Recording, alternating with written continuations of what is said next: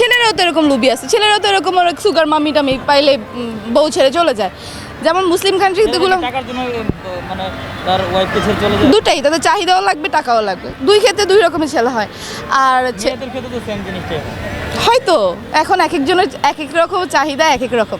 এখন দেখো মুসলিম কান্ট্রিগুলোতে যেটা হয়, এক একজন শেখ বা আরবিয়ানের 4টা-5টা করে বউ থাকে।